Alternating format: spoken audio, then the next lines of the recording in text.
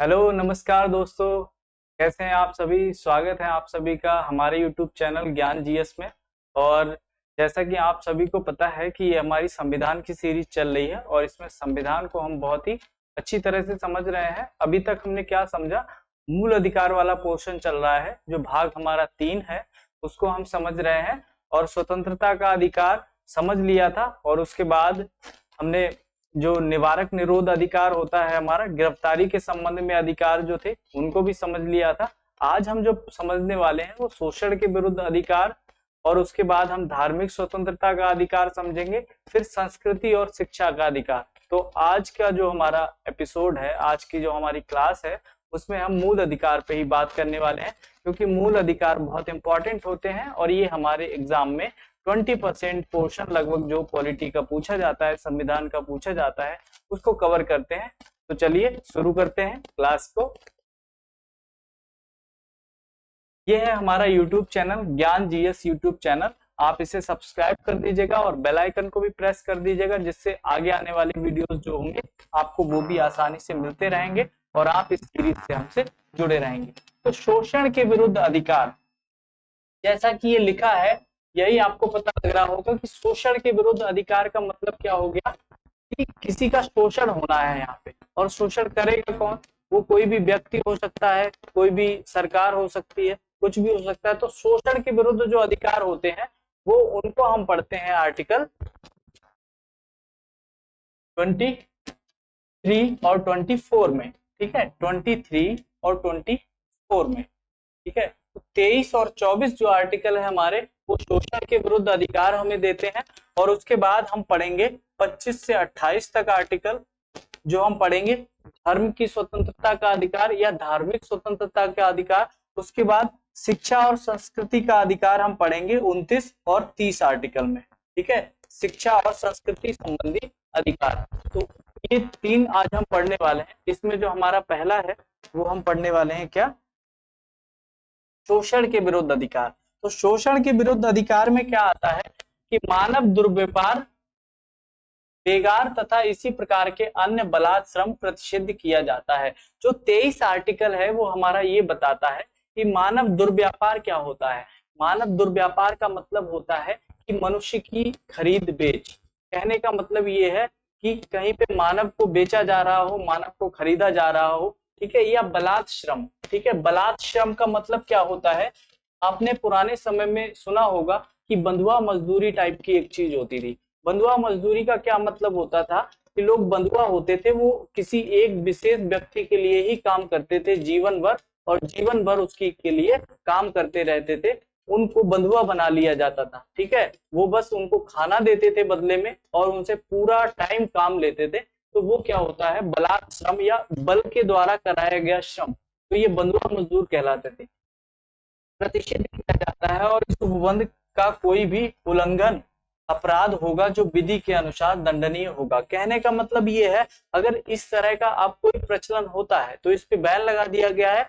अगर संविधान के अनुसार इस तरह का कहीं कोई प्रचलन दिखाई देता है तो वो क्या होगा? अपराध की श्रेणी में आएगा, और इसका जो भी उल्लंघन करेगा तो वो क्या होगा? उसको उसकी सजा दी जाएगी। ठीक है, और ये विधि के विरुद्ध होगा, मतलब जो हमारा कानून है, जो हमारा संविधान है, उसके ये विरुद्ध कहलाएगा। ठीक है, आगे अनैतिक दुर्व्यापार निवारण अधिनियम 1956। तो ये जो बलात् श्रम था, इसी के बाद में इसी को रोकने के लिए 1956 में क्या आया है? अनैतिक दुर्व्यापार निवारण अधिनियम। दुर्व्यापार का मतलब क्या है? आपने कहीं कहीं कभी कभी मूवीज में देखा होगा कि लड़कियों को बेच देते हैं ले जाकर विदेश में, कभी बच्चों को बेच देते हैं, बच्चों को उठा लेते हैं, और कभी मनुष्यों को दूसरी जगह बेच आते हैं और इन सब से कभी काम कराते हैं, और कभी कभी उन पे प्रताड़ना या और दरिंदगी जैसी चीजें देखने को मिलती है। तो ये जो चीजें हैं, इनसे छुटकारा पाने के लिए एक अधिनियम आता है 1956 में। इसको हम कहते हैं अनैतिक दुर्व्यापार निवारण अधिनियम। तो आपको ये याद रखना है, और ये हमारा संबंधित है आर्टिकल 23 से, शोषण के विरुद्ध जो अधिकार होता है उससे। ठीक है, तो आगे बढ़ते हैं। बंधुआ मजदूरी व्यवस्था निरसन अधिनियम 1956। तो ये जो बंधुआ मजदूरी होती है, इसके लिए भी 1976 में एक अधिनियम आया।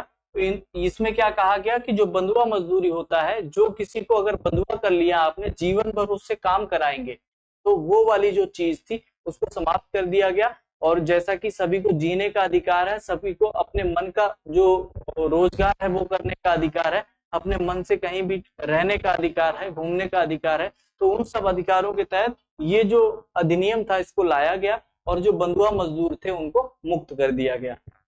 उसके बाद न्यूनतम मजदूरी अधिनियम 1948, और ये जो बंधुआ मजदूरी है अगर कोई कराता हुआ पाया जाता है तो ये विधि विरुद्ध होता है और इस पे उसे क्या कानूनी उसके ऊपर कार्रवाई भी हो सकती है और उसके लिए उसे सजा भी दी जा सकती है। न्यूनतम मजदूरी अधिनियम 1948, 1948 में एक कानून बनाया गया जिसके आधार पर कहा गया कि किसी भी व्यक्ति को जो सरकार द्वारा तय कर दी जाएगी एक न्यूनतम मजदूरी, उससे कम मजदूरी नहीं दी जाएगी। कहने का मतलब है अगर कोई भी मजदूरी कर रहा है तो एक निर्धारित मूल्य होगा, उससे कम कोई भी उस जो मजदूर होगा उसको नहीं देगा, ठीक है, वो निर्धारित मूल्य तो उसको चुकाना ही पड़ेगा। उसके बाद समान पारिश्रमिक अधिनियम 1976, समान पारिश्रमिक अधिनियम 1976, इसमें क्या कहा गया कि जो स्त्री हैं और पुरुष हैं उनमें भेदभाव नहीं किया जाएगा और दोनों के लिए जो पारिश्रमिक होगा या कहते हैं मजदूरी होगी वो क्या होगी, समान रूप से देय होगी, उसमें लिंग के आधार पर कोई भेदभाव नहीं किया जाएगा। ठीक है,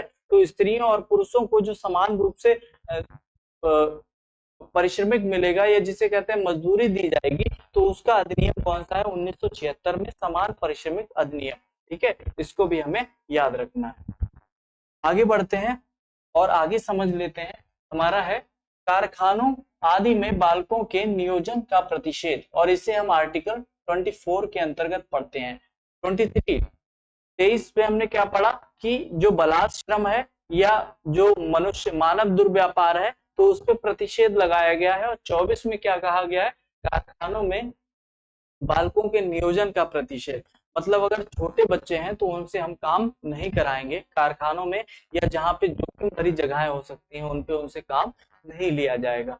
कहा गया 14 वर्ष से कम, ठीक है, तो ये बात आप याद रखेंगे, 14 वर्ष से कम आयु के किसी बालक को किसी कारखाने में काम करने के लिए नियोजित नहीं किया जाएगा, किसी अन्य परिसंकट में नियोजन में नहीं लगाया जाएगा। कहने का मतलब ऐसा है, माइंस होती हैं जो हमारी खाने होती हैं या कोई भी ऐसी जगह जहां जोखिम भरा हो सकता है, उनकी जान को खतरा हो सकता है बच्चों की, क्योंकि बच्चे नासमझ होते हैं, उनको ये ज्ञान नहीं होता है कि ये कैसी जगह है, यहाँ पे हमारा जीवन भी जा सकता है, और उनको चढ़ा के या कह सकते हैं कि उनको कहीं पे भी लगाया जा सकता है, दबाव देकर भी उन्हें कहीं पे भी नियोजित किया जाता था।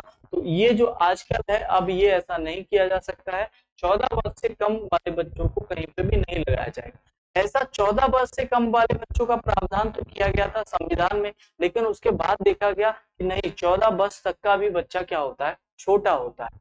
14 वर्ष से कम तक का अब क्या प्रावधान कर दिया गया, बाल एवं किशोर श्रम प्रतिषेध एवं नियमन अधिनियम 1986 के द्वारा ये प्रावधान कर दिया गया कि अब जो बच्चा होगा वो 14 वर्ष नहीं, 18 वर्ष से कम के बच्चे को किसी भी खतरनाक जगह नहीं लगाया जाएगा। अगर संविधान की बात करें तो संविधान में हमारा प्रावधान 14 वर्ष तक के बच्चों का है।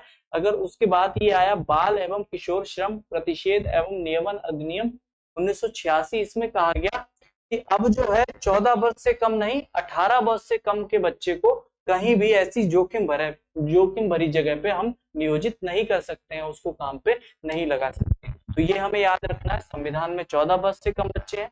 अगर हमें ये आर्टिकल पूछेगा तो हमें 14 वर्ष से कम बताना है, और कभी अगर ये अधिनियम पूछ लिया जाता है तो हमें 18 वर्ष से कम बताना है। याद रखेंगे आप।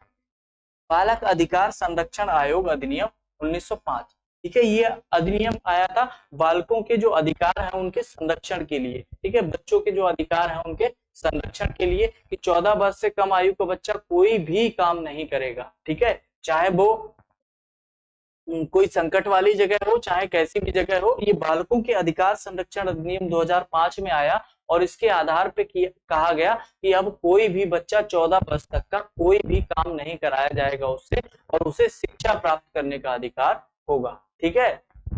उसके बाद राइट टू एजुकेशन एक्ट आता है 1909 में, तो इसमें क्या कहा गया, इसमें तो कुल मिला के यही कहा गया कि अब आप बच्चों से कोई काम नहीं लेंगे जो भी 14 वर्ष तक के हैं, ठीक है, उन्हें केवल शिक्षा प्राप्त करने का अधिकार है और उनसे कोई भी काम नहीं लिया जाएगा, ठीक। तो ये बालकों के अधिकार संरक्षण अधिनियम 2005, इसको आप याद रखिए। आगे बढ़ते हैं, आगे समझ लेते हैं। आगे हमारा आता है 25 से 28 तक का जो आर्टिकल है, और इसमें हम धर्म की स्वतंत्रता के अधिकार को समझने वाले हैं। अब धार्मिक स्वतंत्रता का मतलब क्या हुआ? जैसे कि हमने प्रस्तावना को पढ़ा था, प्रस्तावना में एक शब्द दे रखा है धर्मनिरपेक्ष।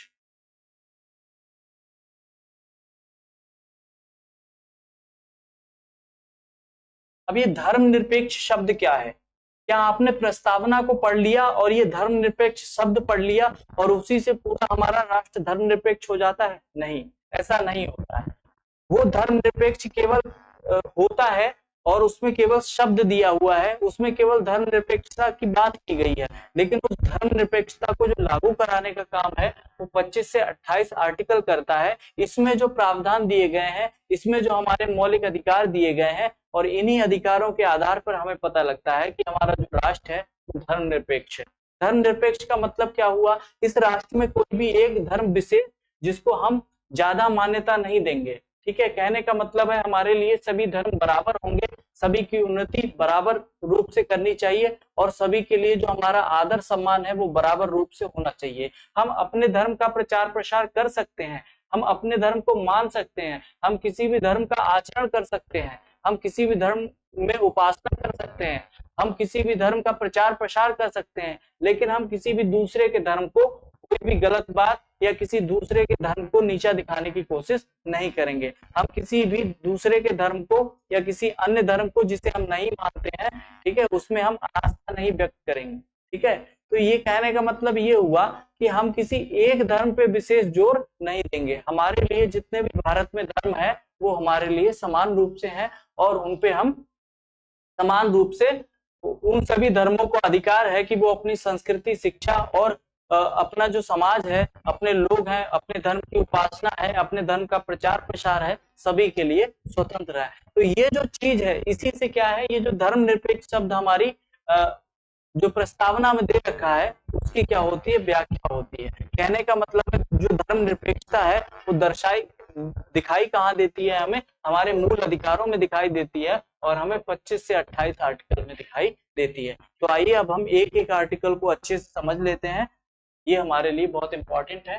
ठीक है, आर्टिकल 25 में दे रखा है अंतःकरण और धर्म को अबाध रूप से मानने, आचरण और प्रचार करने की स्वतंत्रता।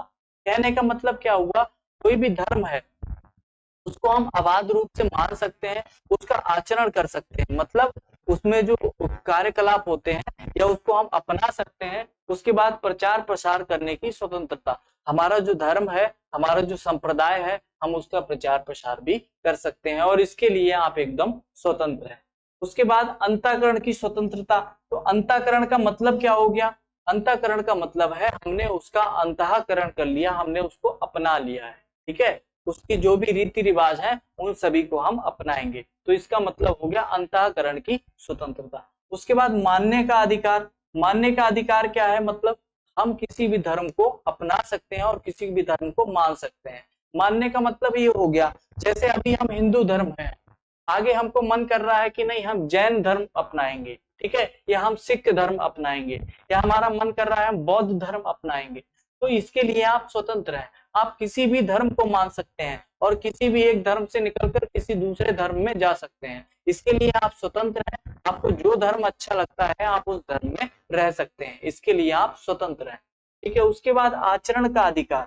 आचरण का अधिकार मतलब क्या है? उसके जो आचार विचार हैं, उसके जो नियम कानून है, उसके जो क्रियाकलाप हैं, उन सभी को आप अपना सकते हैं। ठीक है, उनको आप धारण कर सकते हैं, तो वही है हमारा आचरण का अधिकार। मतलब उसमें जो आचार विचार या आचरण होता है उसको हम अपना सकते हैं, उसको उसी तरह से हम कर सकते हैं। आगे है प्रसार का अधिकार।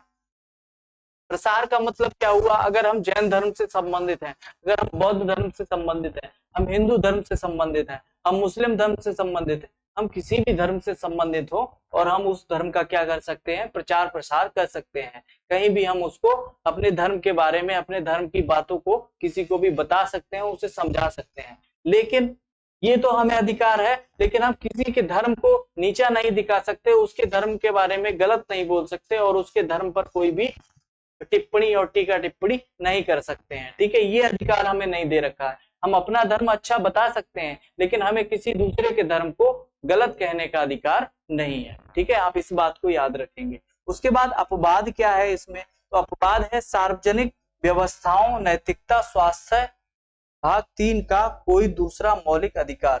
ठीक है, कहने का मतलब क्या है, सार्वजनिक व्यवस्थाओं में या नैतिकता में, स्वास्थ्य में, भाग 3 का कोई दूसरा मौलिक अधिकार।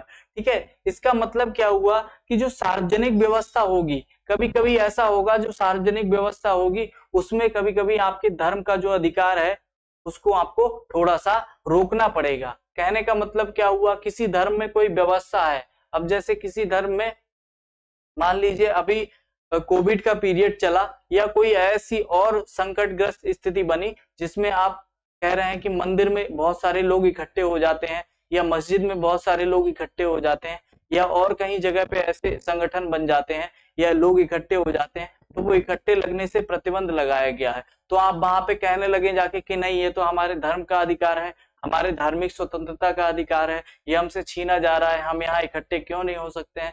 ठीक है, तो उन आधारों पे क्या होता है, कभी कभी जो नैतिकता है, स्वास्थ्य, अगर स्वास्थ्य संबंधी है जैसा हमने कहा अभी, या कोई नैतिक मूल्य, किसी को नैतिक मूल्यों को अगर ऐसे क्षति पहुंच रही है या सार्वजनिक व्यवस्थाओं का मामला है, तो वहां पे कभी कभी इन पे थोड़ा बहुत प्रतिबंध लगाया जा सकता है। लेकिन ये विषम परिस्थितियों में ही होता है कि अगर कोई विषम परिस्थिति आती है, नॉर्मल कंडीशंस में आप अपने धर्म का आचरण स्वतंत्रता पूर्वक कर सकते हैं। आइए अगले आर्टिकल को समझ लेते हैं। अगला जो हमारा आर्टिकल है, धार्मिक कार्यों के प्रबंधन की स्वतंत्रता। तो धार्मिक कार्यों के प्रबंधन की स्वतंत्रता का मतलब क्या है, जो भी हमारा धर्म है उसके जो भी कार्य होंगे तो उनका जो प्रबंधन है, उनकी जो व्यवस्था है उसमें हम सहभाग कर सकते हैं, उसका प्रबंधन कर सकते हैं और इसकी हमें पूरी स्वतंत्रता है। ठीक है, इसमें पढ़ लेते हैं। प्रत्येक धार्मिक संप्रदाय या उसके किसी अनुभागों को धार्मिक प्रयोजनों के लिए संस्थाओं की स्थापना और पोषण का, अपने धर्म विषयक कार्यों में प्रबंधन और जंगम और स्थावर संपत्ति के अर्जन और स्वामित्व का, उसका विधि के अनुसार प्रशासन करने का अधिकार होगा। जैसे यहाँ पे क्या कहा गया है कि जैसे गुरुद्वारा होता है, अब गुरुद्वारे का जो प्रबंधन है, गुरुद्वारे में जो भी पद होते हैं, किसी किसी के अपने, हर धर्म में अपने गुरु होते हैं। जैसे मुस्लिम धर्म में मौलवी होते हैं, ठीक है, और हमारे क्रिश्चियन धर्म में फादर होते हैं, और हमारा जो हिंदू धर्म है उसमें हमारे ब्राह्मण होते हैं, ठीक है, पुरोहित होते हैं, ठीक है, मंदिर में जो पंडा होते हैं। तो ये सारी चीजें हैं जो वहां के धार्मिक कार्यों को करने वाले होते हैं। तो ये सारे वहां के प्रबंधन करता होते हैं और उन सबको अधिकार होता है कि वो वहां जो उनका मंदिर है या जो गुरुद्वारा है वहां का प्रशासन व्यवस्था या वहां का जो देखभाल है, वहां क्या नियम कानून बनेंगे, वो उनके अधिकार में होते हैं। वहां की व्यवस्थाएं वो बना सकते हैं। ठीक है, वहां प्रशासन करने का, प्रबंधन, जंगम विषयक और जो भूमि संपत्ति के अर्जन का स्वामित्व है, किसी ने दान किया है अगर किसी धर्म को कुछ, ठीक है, तो जो संपत्ति का अर्जन है उस सब का अधिकार किसी भी धर्म को होता है। ठीक है, तो ये हमारा आर्टिकल 26 में धार्मिक कार्यों के प्रबंधन की स्वतंत्रता का अधिकार आर्टिकल 26 में है और हमें इसे याद रखना है और इसके अंतर्गत जो भी प्रावधान है उनको हमें याद रखना है। आगे बढ़ते हैं, अगला आर्टिकल समझ लेते हैं। आर्टिकल हमारा आता है धार्मिक कार्यों के प्रबंधन की स्वतंत्रता। अभी इसी के बारे में, इसमें धार्मिक संप्रदाय की अगर हम बात करें तो व्यक्तियों का समूह, जो संप्रदाय होता है धार्मिक संप्रदाय, वो व्यक्तियों का समूह होता है और सामान्य संगठन हो सकते हैं, विशिष्ट नाम हो सकते हैं, जैसे रामकृष्ण मिशन। यहाँ पे क्या बताया गया, धार्मिक संप्रदायों का बताया गया कि धार्मिक संप्रदाय जो होते हैं वो किस प्रकार के हो सकते हैं। एक तो व्यक्तियों का समूह हो सकता है कि आपने कोई एक अलग सा प्रचार करने के लिए या कोई एक अलग सी मतलब आपने रीति निकाली है कि हाँ उस आधार पर हम व्यक्तियों का समूह बनाएंगे। जैसे आजकल आपने देखा होगा छोटे छोटे धार्मिक संगठन बनाए जाते हैं। ठीक है, उसके बाद क्या होता है, सामान्य संगठन। सामान्य संगठन का मतलब क्या है, जो पहले से चले आ रहे हैं, कोई जैन धर्म हो गया, बौद्ध धर्म हो गया, ये धार्मिक संगठन है। तो उसके बाद विशिष्ट नाम, आप अपने धर्म का कोई विशिष्ट नाम रख सकते हैं, आप अपने धार्मिक संगठन का कोई विशिष्ट नाम रख सकते हैं और इसके लिए आप स्वतंत्र हैं। उसके बाद जैसे अब जैसे रामकृष्ण मिशन, तो ये एक धार्मिक संप्रदाय था, इनका इन्होंने क्या करा था, अपना एक विशिष्ट नाम दे दिया उसको। ठीक है, तो आपका जो धार्मिक संप्रदाय है उसको आप विशिष्ट नाम दे सकते हैं। इसमें केवल यही बताया गया है। आगे बढ़ते हैं हम, और समझ लेते हैं इसके बाद धर्म की अभिवृद्धि के लिए करों के संदाय से स्वतंत्रता। आर्टिकल जो 27 है हमारा, अनुच्छेद 27 ये कहता है कि जो धर्म की अभिवृद्धि है या धर्म में हमें कुछ बढ़ाना है, अभिवृद्धि करनी है, तो उसके लिए करों के संदाय से स्वतंत्रता, उससे हम पे कोई कर नहीं लिया जाएगा। कहने का मतलब क्या है, किसी भी धर्म में ये बाध्यता नहीं है कि वो आपसे धार्मिक धर्म के आधार पर कोई भी आपसे कर वसूले। ठीक है, तो जो कर वसूलने का अधिकार है वो धर्म किसी भी धर्म में नहीं है और वो कर वसूल नहीं सकते हैं धर्म के नाम पर। लेकिन हाँ, आपसे शुल्क लिया जा सकता है। शुल्क और कर में दोनों में अंतर है। शुल्क का मतलब है कोई सेवा आपको प्रदान की जाएगी धर्म से रिलेटेड, तो उसके लिए शुल्क ले सकते हैं। जैसे अगर आपके घर पे कोई पुरोहित आते हैं, वो यज्ञ हवन या कुछ आदि करते हैं, तो उसके लिए आपको क्या होता है, दक्षिणा देनी पड़ती है। तो ये उनका शुल्क हो गया या दक्षिणा हो गई, वो आपको देना पड़ सकता है, लेकिन कर नहीं होगा। कर का मतलब बाध्यता हो जाती है और वो हर व्यक्ति को देना है, चाहे उस व्यक्ति ने वो सेवा ली हो, लेकिन अगर वो चाहे ना ली हो, वो उस धर्म से संबंध रखता है तो उसे वो कर देना पड़ेगा। ठीक है, तो कर बाध्यता होती है और जो हमारा शुल्क होता है वो हम स्वेच्छा से भी दे सकते हैं या हम उनसे पूछकर उन्हें दे सकते हैं। ये हर धर्म में हो सकता है। अपने अपने जो धर्म गुरु हैं उनकी जो भी दक्षिणा होती है उसको हम शुल्क के आधार पर, या कहीं पे एंट्री के लिए जो फीस होती है या कहीं पे चढ़ावे के लिए जो फीस होती है, तो वो क्या होती है, वो शुल्क होता है, वो तो लिया जा सकता है। लेकिन जो जिसे कहते हैं कर, अगर बाध्यता नहीं है, वो भी देने की बाध्यता नहीं है, आप उस सेवा को मत लीजिए, आप उससे बाद छुटकारा पा जाएंगे। ठीक है, आपके लिए वो बाध्यता बिल्कुल भी नहीं है। आगे बात करते हैं, राज्य कर के रूप में एकत्रित धन को किसी विशिष्ट धार्मिक उत्थान एवं रख रखाव के लिए व्यय नहीं कर सकता। और जो राज्य को कर प्राप्त होता है, राज्य भी ऐसा नहीं कर सकता, राज्य किसी भी धर्म के साथ अन्याय नहीं कर सकता है, किसी एक धर्म को बढ़ावा नहीं दे सकता है। राज्य का ये काम है, अगर उसको अभिवृद्धि करनी है, जो सुविधाएं देनी है, वो या तो सभी धर्मों के लिए समान रूप से होंगी, किसी धर्म विशिष्ट को वो कर, जो मिलने वाला कर है, उससे उसके उत्थान में उसको नहीं लगा सकता है। ठीक है, कर पर रोक, शुल्क पर नहीं। ठीक है, जो अभी हमने डिस्कस कर लिया कि कर तो हम नहीं लगा सकते हैं, लेकिन शुल्क पे शुल्क लगा सकते हैं। ठीक है, कोई भी अगर ऐसी सुविधा हो गई या कोई भी ऐसी सेवा है जिसके लिए हम शुल्क ले सकते हैं, मतलब जो धर्म में शुल्क लिया जाता है उसको लिया जा सकता है। उसके बाद 28 आर्टिकल में धार्मिक शिक्षा में उपस्थित होने से स्वतंत्रता। ठीक है, तो धार्मिक शिक्षा का मतलब क्या हो गया कि कहीं पे भी धार्मिक शिक्षा नहीं दी जाएगी। जो भी राज्य द्वारा पोषित स्कूल होंगे उनमें क्या होगी, धार्मिक शिक्षा नहीं दी जाएगी। 4 प्रकार की शैक्षणिक संस्थाएं होती हैं। 4 प्रकार की शैक्षणिक संस्थाओं का मतलब क्या हो गया, राज्य निधि से पूर्णता पोषित। तो जो राज्य निधि से पूर्णता पोषित अगर शिक्षण संस्थान है तो उसमें कोई भी धर्म विशेष की शिक्षा नहीं दी जा सकती है। इसमें जो शिक्षा दी जाएगी नैतिक शिक्षा के रूप में, थोड़ा बहुत सभी धर्मों के बारे में बताया जा सकता है, लेकिन वो सभी धर्मों के बारे में बताया जाएगा, लेकिन किसी एक धर्म विशेष की शिक्षा इसमें नहीं दी जा सकती है।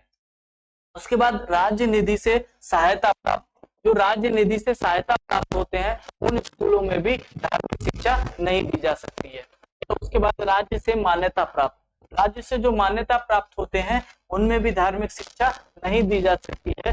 केवल धार्मिक विन्यास या न्यास के अधीन स्थापित, जो धार्मिक विन्यास या धार्मिक स्तर पर ही कोई संस्था या कोई संगठन बना है तो उसमें की शिक्षा दी जा सकती है, लेकिन ये पूर्णतः धार्मिक विन्यास या धार्मिक न्यास के अधीन होना चाहिए। ये किसी एक विशेष धर्म के लिए स्थापित होना चाहिए, तो उसी में धर्म की शिक्षा दी जा सकती है। बाकी किसी भी राज्य द्वारा पोषित, चाहे वो राज्य निधि से पूर्णता पोषित हो, सहायता प्राप्त हो या फिर मान्यता प्राप्त हो, इन किसी भी स्कूल में या किसी भी शिक्षण संस्थान में धार्मिक शिक्षा नहीं दी जा सकती है। केवल धार्मिक विन्यास या न्यास के अधीन स्थापित, किसी भी विशेष धर्म के लिए स्थापित, ठीक है, और वो उनका निजी संगठन होना चाहिए, उसमें उनका निजी इन्वेस्टमेंट होना चाहिए, तो उस आधार पर ही धार्मिक शिक्षा दी जा सकती है।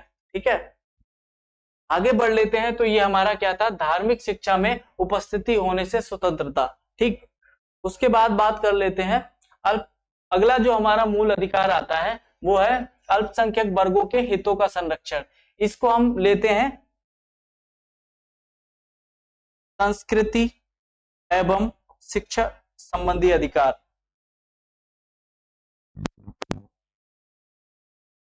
शिक्षा संबंधी अधिकार। तो संस्कृति एवं शिक्षा संबंधी अधिकार, और ये आर्टिकल हमारा 29-30 में आता है। ठीक है, आर्टिकल 29 और 30 में हमारा क्या है, संस्कृति एवं शिक्षा संबंधी अधिकार दिया गया है। तो इसी में जो हमारा आर्टिकल 29 आता है पहला, इसमें हम अल्पसंख्यक वर्गों के हितों का संरक्षण करते हैं। अल्पसंख्यक का मतलब हमने पिछली क्लासों में भी बताया था, अभी फिर से एक बार डिस्कस कर लेते हैं। अल्पसंख्यक का मतलब क्या होता है, जिनकी संख्या कम होती है। कहने का मतलब है भारत विविधताओं का देश है, इसमें बहुत सारे धर्म पाए जाते हैं, हिंदू, मुस्लिम, जैन धर्म, बौद्ध धर्म, सिख हो गए, ईसाई हो गए, तो यहाँ पारसी हो गए, बहुत सारे धर्म पाए जाते हैं। लेकिन सभी जो धर्म है उनके जो लोग हैं वो एक बराबर नहीं है, कुछ जनजातियां भी पाई जाती हैं, तो उनके भी जो धार्मिक कार्य होते हैं, उनकी संस्कृति होती है, वो भी अलग होती है। तो यहाँ क्या होता है, बहुत सारे धर्म है, उनके अलग अलग रीति रिवाज है। तो इसी आधार पर कहा गया है जिनकी संख्या कम है, एक तो कुछ लोग बहुतायत में है, जैसे हिंदू धर्म हो गया, मुस्लिम धर्म हो गया, हालांकि मुस्लिम धर्मों को भी अल्पसंख्यक में रखा गया है। तो सबसे बड़ा जो धर्म है वो हिंदू धर्म भारत में निवास करता है, उसके बाद और सभी जो धर्म है वो हमारे अल्पसंख्यक में आते हैं, जिनकी संख्या कम है, तो उनको हम अल्पसंख्यक कहते हैं। वर्गों के हितों का संरक्षण, तो उन जो वर्ग है, जो अल्पसंख्यक है, उनके जो हित है उनका संरक्षण दे रखा है किसमें, आर्टिकल 19 में। क्या कहा गया है, भारत के राज्य क्षेत्र या उसके किसी भाग में निवास नागरिकों के किसी अनुभाग को जिसकी अपनी विशेष भाषा, लिपि या संस्कृति है, उसे बनाए रखने का अधिकार होगा।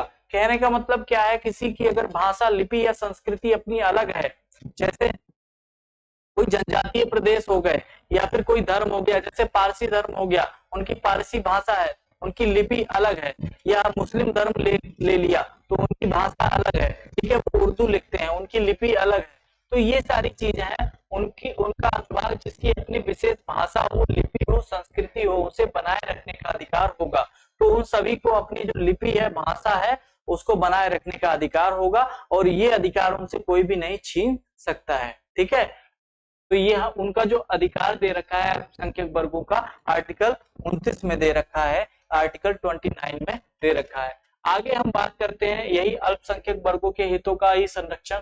इसके द्वारा राज्य द्वारा पोषित या राज्य विधि से सहायता पाने वाली किसी शिक्षा संस्था में प्रवेश से किसी भी नागरिक को केवल धर्म, मूलवंश, जाति, भाषा, इनमें से किसी के आधार पर वंचित नहीं किया जाएगा।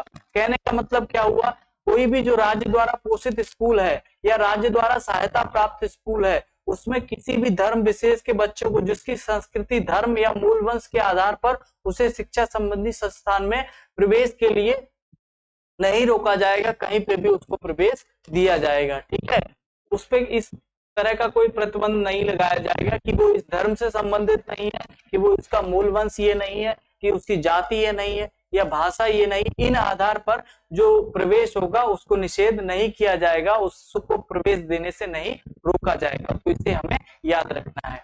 ठीक है, आगे हम बात कर लेते हैं। अगला जो हमारा आर्टिकल है, आर्टिकल 30, हमारा जो अनुच्छेद 30 है, इसमें शिक्षा संस्थाओं में स्थापना और प्रशासन करने का अल्पसंख्यक वर्गों का अधिकार। मतलब जो शिक्षा संस्थान होंगे, जो अल्पसंख्यक है, वो अपने शिक्षा संस्थानों की स्थापना कर सकते हैं, अपने निजी शिक्षा संस्थानों के लिए स्थापना कर सकते हैं, और उसमें अपनी लिपि और भाषा को संरक्षित रख सकते हैं, अपनी संस्कृति को बनाए रख सकते हैं। इसमें कहा गया है धर्म या भाषा पर आधारित सभी अल्पसंख्यक वर्गों को, जो धर्म या भाषा पर आधारित सभी अल्पसंख्यक वर्ग होंगे, उनको अपनी रुचि, शिक्षा संस्थाओं और स्थापना और प्रशासन का अधिकार होगा। ठीक है, जैसे मदरसे चलते हैं तो मुस्लिम धर्म के विशेष मदरसे होते हैं और उसमें मुस्लिम धर्म के ही बच्चे जाते हैं, तो वो अपने धर्म का क्या होगा, अपनी जो लिपि है, उर्दू भाषा है, उन सबको संरक्षित करने के लिए शिक्षा और संस्थाओं की स्थापना और प्रशासन का अधिकार उनको दे रखा है। ठीक है, उसके बाद क्या है, शिक्षा संस्थाओं को सहायता देने के लिए राज्य किसी शिक्षा संस्था के विरुद्ध इस आधार पर विभेद नहीं करेगा कि वह धर्म या भाषा पर आधारित किसी अल्पसंख्यक वर्ग के प्रबंध में है। कहने का मतलब है जब राज्य अनुदान देगा तो राज्य अनुदान सभी को बराबर रूप से देगा। राज्य ये भेदभाव नहीं करेगा कि ये किसी विशेष भाषा या किसी विशेष संस्कृति या किसी विशेष धर्म से संबंधित स्कूल है या संस्थान है, इसको हम किसी आधार पर विभेद करेंगे और इसमें जो अनुदान होगा उसे कम देंगे या बिल्कुल नहीं देंगे। इस तरह का कोई भेदभाव राज्य द्वारा नहीं किया जाएगा और उनको बराबर रूप से, समान रूप से उनको क्या होगा, अनुदान दिया जाएगा जो भी राज्य के द्वारा दिया जाता है। ठीक है, तो आई होप आपको जो आर्टिकल 30 है, जो हमारा शिक्षा संबंधी या संस्कृति एवं शिक्षा संबंधी जो मूल अधिकार है, उसमें जो आर्टिकल 19, 29, 30 है वो आपको अच्छे से समझ में आ गया होगा। और इससे पहले हमने धर्म की स्वतंत्रता का या धार्मिक स्वतंत्रता का अधिकार समझ लिया और उससे पहले हमने शोषण के विरुद्ध अधिकार को समझ लिया। तो ये तीनों जो अधिकार, मूल अधिकार थे, बहुत इंपॉर्टेंट है और ये आपके एग्जाम में बहुत अधिक पूछे जाते हैं। ठीक है, तो आज की वीडियो में हम इतना ही रखते हैं। अगला जो हमारा एक अधिकार बचा है आर्टिकल 32, जिसमें हम समझते हैं संवैधानिक उपचारों का अधिकार, जो हमारा 32 है आर्टिकल, उसको समझ लेंगे। उसमें बहुत सारी रिटें दे रखी हैं, उन रिटों को हम समझेंगे और उसमें बहुत सारे प्रावधान है जिनको हम समझेंगे। और हमारे जो बी.आर. अम्बेडकर हैं, उन्होंने उस अनुच्छेद को संविधान की आत्मा कहा है। तो आत्मा कहा है और जब आत्मा कहा है तो वो हमारे लिए बहुत इंपॉर्टेंट हो जाता है और उसको हम अच्छे से समझेंगे, डिटेल में समझेंगे, क्योंकि क्वेश्चन अब ऊपर से नहीं पूछा जाता है। संविधान एक बहुत ही आसान सब्जेक्ट माना जाता है, कहा जाता है कि इसको पढ़ना आसान है और ये रुचिकर माना जाता है। तो इसीलिए अब जो एग्जामिनर है, जो संविधान के क्वेश्चन होते हैं, उनको थोड़ा सा अंदर घुस के पूछने लगा है, क्योंकि संविधान लगभग सभी बच्चा पढ़ लेता है, क्योंकि ये थोड़ा सा इंटरेस्टिंग भी है और सभी को अच्छा लगता है। तो इसीलिए अब इसमें से क्या होता है, क्वेश्चन जो है वो थोड़े डीप आने लगे हैं। इसीलिए आपको इसे अच्छे से पढ़ना चाहिए, इसकी सारी चीजों को, टर्मिनोलॉजी को समझना चाहिए। उसके बाद आपका कोई भी क्वेश्चन इससे बाहर नहीं होगा। तो आप भरोसा बनाए रखिए, ये जो सीरीज चल रही है इसमें आपको पूरा संविधान कराया जाएगा और कोई भी चीज और कोई भी क्वेश्चन आपका नहीं छूटेगा। इसके बाद आपको एमसीक्यूज भी कराए जाएंगे, चाहे वो यूपीपीसीएस में आए हुए हो, चाहे किसी वनडे एग्जाम में आए हुए हो, और सारे एमसीक्यूज को जो अभी तक किसी एग्जाम में पूछे गए हैं उन सभी को करा लेंगे, या किसी आने की संभावना होगी तो उन बातों को भी हम डिस्कस कर लेंगे। एमसीक्यू का जो सेशन होगा वो हम आगे पढ़ेंगे, पहले हम संविधान का जो डिटेल्ड सेशन है इसको कंप्लीट करेंगे। तो आज की वीडियो में इतना ही, मिलते हैं नेक्स्ट वीडियो में। नमस्कार।